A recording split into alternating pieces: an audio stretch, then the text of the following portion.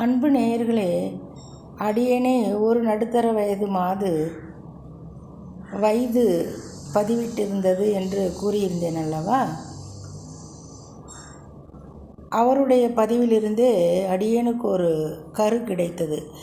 எப்படி கதை எழுதும்போது ஒரு கரு கிடைக்குமோ அதே போல்தான் இதுவும். அதில் இன்னொன்றையும் சொல்லியிருந்தார் அதிமேதாவியான அவர்.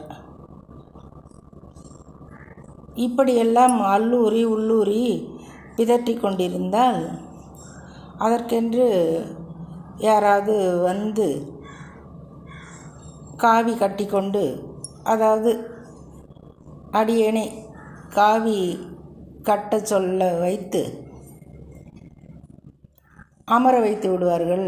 அதாவது பெரிய ஆளாக ஆக்கி விடுவார்கள். ஏனென்றால் எங்கு பார்த்தாலும் இப்பொழுது அப்படித்தானே இருக்கிறது. இந்த காவி நிறமும் சிவப்பு நிறமும் 40 வருடங்களுக்கு முன்பே கட்ட ஆரம்பித்து விட்டோம். ஏனென்றால் நம்மை சுற்றிலும் கூட்டம் இருக்க வேண்டும் என்று எண்ணுபவர்களுக்கு இது பொருந்தும். நமக்கோ கூட்டம் என்பதே ஆகாது. நம்மை தாங்கி பிடிப்பதற்கு, அதாவது பொய்யுரைகள் சொல்லி நம்மை புகழ்ந்து எப்பொழுதும் நம்மை சுற்றி 4 பேர் வேண்டும் என்ற மனோபாவம் அடியனுக்கு எப்பொழுதும் இருந்ததில்லை. தனித்திருந்து பாருங்கள் அன்பு நேயர்களே, அப்பொழுதுதான் நம்முடைய அறிவு அதிகமாக வேலை செய்யும். இறைவனுடைய நேரத்தை கழித்து கழித்து கொஞ்சம் ஞானமும் உண்டாகும். இது பிடிக்குமா அது பிடிக்குமா? அடியனுக்கு தனிமை மிகவும் பிடிக்கும். இதனாலேயே கூட்டத்தை கண்டால் ஒரு அலர்ஜி தான்.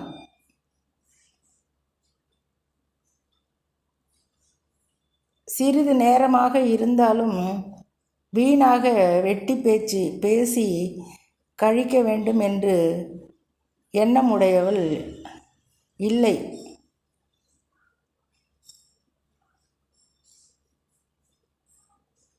என் தெய்வத்திற்கு என்ன செய்யலாம், ஏது செய்யலாம் அப்படி என்பதிலேயே சிந்தனை சென்று கொண்டிருக்கும்.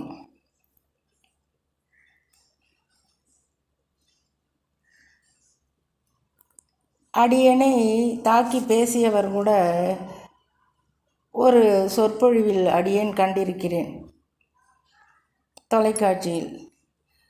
அதனால்தான் நான் இங்கு அமர்ந்திருக்கிறேன், நீங்களெல்லாம் அங்கு அமர்ந்திருக்கிறீர்கள் என்று சொல்வார் பார்வையாளர்களை பார்த்து. அந்த பார்வையாளர்களால் தான் இவரது பொழுது நன்றாக கழிகிறது என்பதை அறிய மாட்டார். அத்தனை ஒரு தலைகணம்.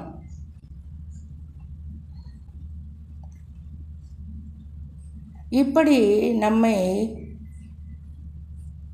வயது புண்படுத்துபவர்கள் பேச்சை கொஞ்சம் கவனித்தால் நமக்கு அதிலிருந்தும் பதிவுகள் வெளியிட கரு கிடைக்கும் அன்பு நேயர்களே.